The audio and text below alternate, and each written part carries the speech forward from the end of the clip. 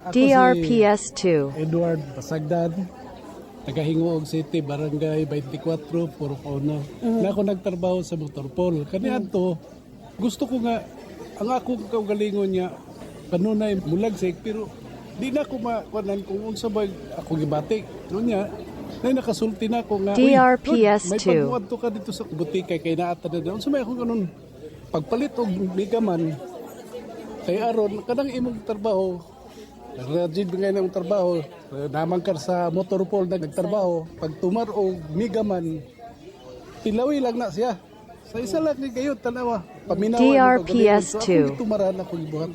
Ako gibati dayon niya, nagsik man dayta. So nagpasalamat ko nga, ang gitambag sa ako, nga muna para sa pawala sa kaloya sa lawas, nakatumar ko og migaman. Salamat yung nabaskog kayo ang akong lawas.